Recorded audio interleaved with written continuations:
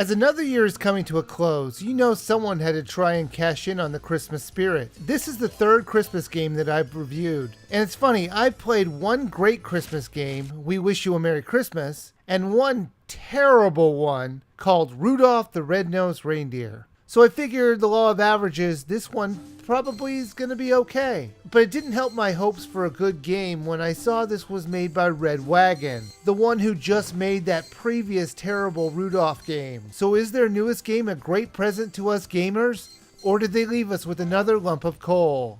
Santa Claus is Coming to Town is a video game version of the famous Rankin and Bass stop-motion movie from the 70s. Rankin and Bass is the name of the two men responsible for producing these stop-motion movies. And the most famous, of course, is Rudolph the Red-Nosed Reindeer. Now, Santa Claus is Coming to Town is the story of the origin of Santa Claus, from his humble beginnings. It tells the story of Kris Kringle wanting to make the kids happy in his town by making toys. However, Burgermeister gets angry when he trips over a toy and makes them illegal. Undeterred, Kris keeps making toys and finds ways to deliver them to the kids of the town. Now, unlike Rudolph, this is not just some mini-game collection, but an actual game. In fact, it's a platformer. An incredibly simple one, but it's a platformer. The controls are very easy for kids to learn. All you have to do is jump and throw presents. Now, you might think that you attack enemies with the presents, but you don't. You chuck them at the kids you see while passing through the levels. It was very disturbing to see Kris Kringle literally pulling presents out of his butt.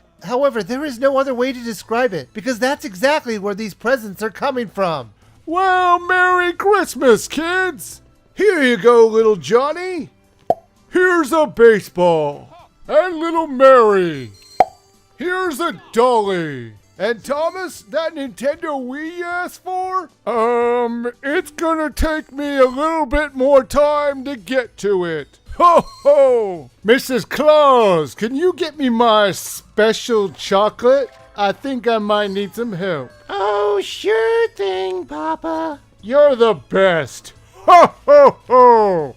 As you play through the 25 levels, you'll play out the storyline that you'll recognize from the movie. The one major problem that I really had with the game was there was just too many levels for the storyline. Sometimes you'd go a few levels without any real progression on the storyline. It wouldn't be so bad if the levels were well made, but they really aren't. They're just average. When you look at games like Kirby or Mario, you can see the care the publishers put into designing the levels. This kind of looks like they just put in a few obstacles to overcome, and then a few jumps later, it would be over. The game would have been better if they just cut out like 7 or 8 levels. Those extra levels were unimportant to the storyline, and they were just there to extend the gameplay. The levels themselves took about 2 to 3 minutes to beat. In order to finish a level, you'll need to collect magical snowflakes, to the certain point they want you to. It differs in each level, but you can always see how many you need to collect on the left side. There is also usually a secondary mission on each of these levels, whether it be collecting letters for Kris, feeding the reindeer, or delivering presents to the kids. These are all optional missions, and in no way stop you from completing the level. Plus, there are stockings to find in every level, which will unlock a picture of a scene from the real movie in the extras. Now, there is no way to die in this game, so very younger kids won't get frustrated.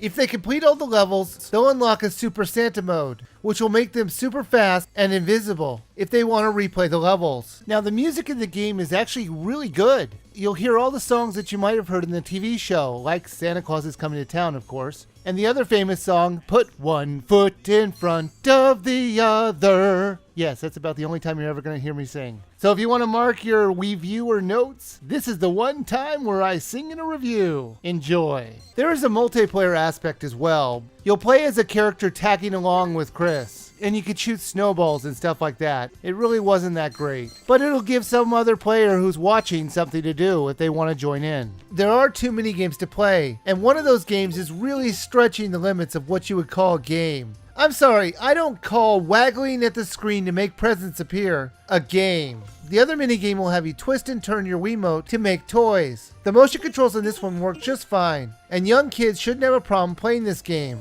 Santa Claus is Coming to Town was a great surprise from Red Wagon Games. After their disappointing treatment of the Rudolph license, I wasn't expecting much from this game. The creators did a really good job of replicating the source material. But like I said before, I think there were just too many levels to play, and they were just stretching out the levels too much. But the very professional voice acting and good looking cutscenes, plus the ease of the levels for kids, I would say this would be a very fun rental for a very young child.